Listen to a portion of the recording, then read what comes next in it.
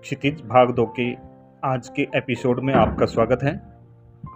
तो आपकी जानकारी के लिए बता दूं कि ये जो कविता है ये आज के पाठ्यक्रम की अंतिम कविता है। हम पहले 5 कविताएं कर चुके हैं। ये जो कविता है ये लास्ट कविता है आपके सिलेबस की, आपके पाठ्यक्रम की, जिसका नाम है संगतकार। तो संगतकार से पहले मैं कवि के बारे में बता दूं। कवि का नाम मंगलेश डबराल है। इनका जन्म 1948 में टिहरी गढ़वाल उत्तरांचल के काफल पानी गांव में हुआ। इनकी शिक्षा देहरादून में हुई। दिल्ली आकर हिंदी पेट्रियट प्रतिपक्ष और आसपास में काम करने के बाद भोपाल में भारत भवन से प्रकाशित होने वाले पूर्वग्रह में सहायक संपादक ये रहे। इनके 4 कविता संग्रह प्रकाशित हुए हैं। पहाड़ पर लालटेन, घर का रास्ता, हम जो देखते हैं, आवाज भी एक जगह है। साहित्य अकादमी पुरस्कार पहल सम्मान से इनको सम्मानित किया गया है। अब संगतकार के बारे में हम चर्चा करेंगे।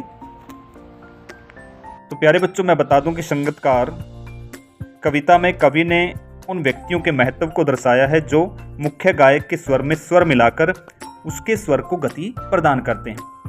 अब संगतकार एक ऐसा व्यक्तित्व है जो मुख्य गायक का साथ देने वाला है। उसका सहयोगी वाद्यकार है, यानी वाद्य यंत्र बजाने वाला भी संगतकार की सूची में आता है। तो उसी संदर्भ में ये कविता लिखी गई है। किस प्रकार एक संगतकार की भूमिका मुख्य गायक के साथ रहती है। पहली पंक्ति देखें। मुख्य गायक के चट्टान जैसे भारी स्वर का साथ देती, वह आवाज सुंदर, कमजोर, कांपती हुई थी। कवि ने मुख्य गायक के स्वर में स्वर मिलाने वाले उस संगतकार के महत्व को दर्शाते हुए बताया है कि जब मुख्य गायक अपने चट्टान जैसे भारी स्वर में गीत गाता है, क्यों भारी स्वर उसको कहा गया, चट्टान जैसा क्यों कहा गया? क्योंकि उसे संगीत की पूरी समझ आ गई है, तो उसको मुख्य गायक की संज्ञा दी गई है। तो उसके साथ जो उसका साथ देती है वह आवाज सुंदर, कमजोर, कांपती हुई थी। यानी कि अभी अभी वो संगीत को सीखने के लिए आया है, अभी उसका अभ्यास चल रहा है, वो अभी उसमें अभ्यस्त नहीं हुआ है। तो उसकी आवाज सुंदर तो है, लेकिन कमजोर और कांपती हुई सुनाई देती है। तो कहने का भाव है कि अभी अभी उसने संगीत को सीखने के लिए अपना कदम उस क्षेत्र में रखा है। आगे की पंक्ति है, वह मुख्य गायक का छोटा भाई है या उसका शिष्य है। तो कवि बताना चाहता है कि संगीत कोई भी सीख सकता है। मुख्य गायक का छोटा भाई हो सकता है या उसका कोई शिष्य हो सकता है जो संगीत को सीखने की लालसा में, इच्छा में उसके पास आया है, या पैदल चलकर सीखने आने वाला दूर का कोई रिश्तेदार हो सकता है। कि पैदल चलकर सीखने आने वाला, यानी कि कवि ने बताया कि छोटा भाई हो सकता है, उसका कोई शिष्य हो सकता है, या पैदल चलकर सीखने आने वाला दूर का कोई रिश्तेदार हो सकता है। किसकी सूची में? संगतकार की सूची में। पैदल चलकर आने वाले के लिए क्यों ऐसा कहा है? क्योंकि उसके पास इतने साधन नहीं है कि वो अपने लिए व्यवस्था कर सके, लेकिन संगीत को सीखने की ललक उसे पैदल चलकर आने के लिए भी मजबूर करती है कि वो संगीत को सीखना चाहता है।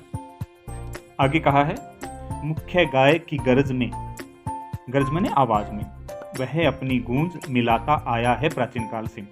अब कवि कहता है कि आज से नहीं, पुराने जमाने से वो मुख्य गायक की आवाज में, उस ऊंची आवाज में, गरज माने ऊंची आवाज में, वह अपनी गूंज यानी अपनी आवाज को मिलाता आ रहा है। आज से नहीं, सदियों से ये चल रहा है, क्योंकि ये संगीत का जो क्षेत्र आज से नहीं शुरू हुआ, ये सदियों से ये चला हुआ है कि जो संगतकार है वो मुख्य गायक की आवाज में प्राचीन काल से अपनी आवाज को मिलाता आया है। गायक जब अंतरे की जटिल तानों के जंगल में खो चुका होता है, अंतरा होता है गीत की टेक, गीत का प्रथम चरण, कि जब मुख्य गायक उस गीत के प्रथम चरण की जटिल तानों, इस तान मैंने संगीत का सुर के उसके जंगल में, यानी कि उसको एक जंगल की संज्ञा इसलिए दी गई क्योंकि वो एक कठिन काम को कर रहा है। मुख्य जो जटिल तानों के जंगल में खो चुका है, यानी कि उस कठिन संगीत में, संगीत के सुर में वो खो चुका होता है, या अपने ही सरगम को लांग कर, या ये हो सकता है कि वो उस स्वर के साथ न गा सकने के कारण वो भटकता हुआ दिखाई देता है, भटकता हुआ एक अनहद में चला जाता है, यानी कि उस संगीत के उस मोड़ पर चला जाता है जहां ऐसा लगता है कि मुख्य गायक अब उस संगीत से भटक गया है। तब यानी कि अपने संगीत से लड़खड़ा जाना, तब संगतकार ही स्थाई को संभाले रखता है। तो उस अवस्था में संगतकार ही उस स्थाई मैंने जो बोल पहले से चला आ रहा है उसको संभाले रहता है, ताकि मुख्य गायक के स्वर को नीचे गिरने से रोका जाए। तभी वो ऐसा काम करता है। आगे कहा है, जैसे समेटता हो मुख्य गायक का पीछे छूटा हुआ सामान।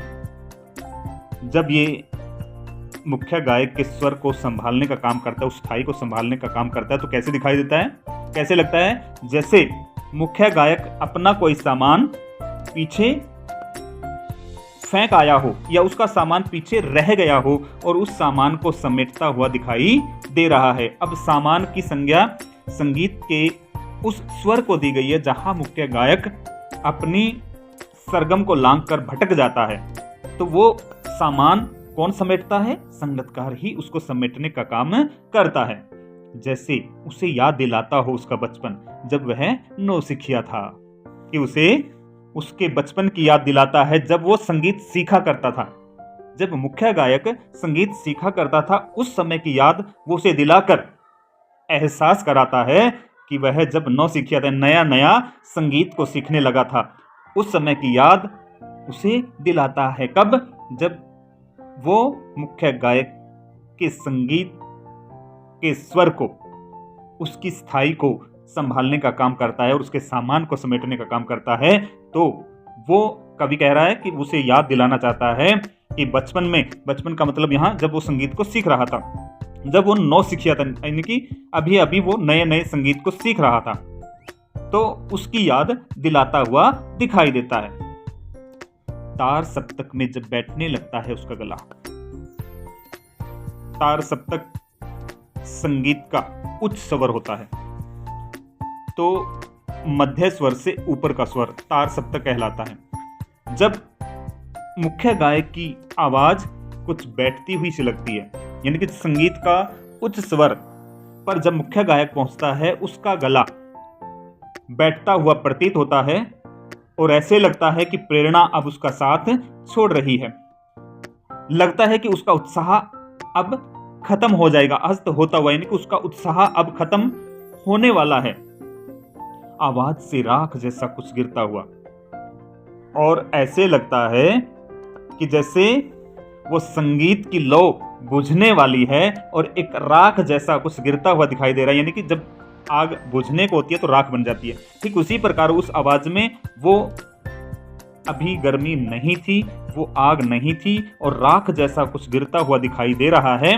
तभी मुख्य गायक को डांढस बंधाता है, कहीं से चला आता है संगतकार का स्वर। तब भी मुख्य गायक को डांढस बंधाना मैंने हौसला देना, हिम्मत देना, और उस मुख्य गायक को कब साथ देता है? जब तार सप्तक में उसका गला बैठने लगता है, प्रेरणा साथ छोड़ती हुई दिखाई देती है, उत्साह अस्त होता हुआ दिखाई देता है और आवाज से ऐसे लगता है कि राख जैसा कुछ गिरा, यानी कि आवाज अब बंद होने वाली है। तभी मुख्य गायक को हौसला देते हुए कहीं से चला आता है संगतकार का स्वर। उसी समय संगतकार का स्वर मुख्य गायक को हौसला देने के लिए आ जाता है, यानी उस स्थिति में संगतकार मुख्य गायक के स्वर को संभाल लेता है। कभी कभी वह यूं ही दे देता है उसका साथ, यानी कि हर बार ये होगा, कि तार सप्तक में उसका गला बैठने लगेगा, राग जैसा कुछ दिखाई देगा। ऐसा हर बार नहीं होता, लेकिन कभी कभी वह यूं ही देता है उसका साथ, यह बताने के लिए कि वह अकेला नहीं है, कि केवल वो नहीं कि तार सप्तक में गला बैठा है, प्रेरणा साथ छोड़ रही है, आवाज अब रुक जाएगी, ऐसा कुछ नहीं है। वह यह बताने के लिए भी उसका साथ देता है कि वह यहां अकेला नहीं है, कि हम आपके साथ बैठे हुए हैं, आप यहां अकेले नहीं हो। और यह है कि फिर से गाया जा सकता है, गाया जा चुका राग। और इस बात को बताने के लिए कि जो संगीत आप गा रहे हैं उसको फिर से गाया जा सकता है, यानी कि जब मुख्य गायक गाता है तो संगतकार उसे दोहराते और तिहराते, यानी कि 2 बार 3 बार बोलते हैं। तो यही बात बताने का प्रयास कवि कर रहा है कि संगतकार की भूमिका मुख्य गायक के लिए बड़ी ही प्रेरणादायक होती है, और उसकी आवाज में जो एक हिचक साफ सुनाई देती है। अब मुख्य गायक की आवाज और संगतकार की आवाज में बहुत फर्क होता है। मुख्य गायक की आवाज में दम होता है, लेकिन संगतकार की आवाज में अभी भी वो हिचक दिखाई देती है, यानी कि उसकी आवाज में दम अभी भी नहीं हुआ है। तो वो हिचक का अर्थ होता है संकोच या झिझक उसमें दिखाई दे रही है, या अपने स्वर को ऊंचा न उठाने की जो कोशिश है, या तो उसमें अभी संकोच है उसकी आवाज में, या दूसरा कारण यह हो सकता है कि वो अपने स्वर को ऊंचा नहीं उठाना चाहता है। उसको आता तो है, लेकिन मुख्य गायक का वो अनादर नहीं करना चाहता है। उसका आदर करने के लिए वह अपने स्वर को ऊंचा नहीं उठाता है, मुख्य गायक से ऊंचा नहीं उठाता है। उसे विफलता नहीं, उसकी मनुष्यता समझा जाना चाहिए।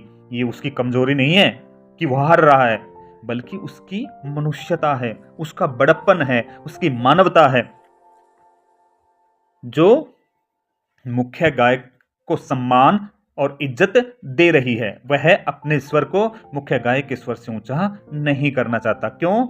क्योंकि मानवीय गुणों के कारण वो ऐसा कर रहा है, मनुष्यता के कारण वो ऐसा कर रहा है। तो इस प्रकार ये उसकी विफलता नहीं समझी जानी चाहिए। तो ये थी कविता संगतकार, जिसमें एक संगतकार के माध्यम से यह बताने का प्रयास किया है कि हम समाज में रहते हैं, और समाज में किसी न किसी रूप में हम किसी न किसी कार्य को सीखते हैं, और उस कार्य को सीखने के लिए हमें किसी न किसी गुरु की आवश्यकता होती है। वो चाहे क्षेत्र कोई भी है, हम अनेक क्षेत्रों में देखते हैं कि काम सीखने वाले अपने गुरु या उस्ताद से काम सीखते हैं, तो वो सारे के सारे संगतकार की श्रेणी में आते हैं। चाहे कोई विद्यार्थी शिक्षा ग्रहण कर रहा हो, चाहे कोई प्लम्बिंग का काम सीख रहा हो, चाहे किसी भी प्रकार का जो समाज में हम देखते हैं कि हर व्यक्ति किसी न किसी काम को सीखने के लिए गुरु या उस्ताद को धारण करता है, और उसके बिना कोई भी काम सीखा नहीं जा सकता। तो संगतकार कविता यही संदेश देती है कि किसी न किसी कार्य को सीखने के लिए हमें गुरु की आवश्यकता होती है, और गुरु के प्रति सम्मान का भाव रखना हमारा कर्तव्य होता है। तो ये थी कविता संगतकार। आज के लिए इतना ही, और आगे हम गद्य खंड करेंगे, और गद्य खंड के बाद मेरा जो प्रयास रहेगा वो व्यवहारिक व्याकरण विषय को लेकर रहेगा, क्योंकि उसमें जो 16 नंबर की व्याकरण आती है, व्यवहारिक व्याकरण आती है, 4 टॉपिक आपके रहते हैं। वाक्य भेद में रचना के आधार पर, उसके बाद वाच्य, पद परिचय और अलंकार। अलंकार में केवल अर्थालंकार ही 10th क्लास का विषय रहता है, क्योंकि अब 2 पार्ट इसमें हो गए हैं। जो शब्दालंकार है कक्षा 9वीं के लिए है, और अर्थालंकार है जो कक्षा 10वीं के लिए दिया गया है। तो उसी विषय पर हम आगे बढ़ेंगे। तो आज के लिए आप इतना ही। आपका धन्यवाद।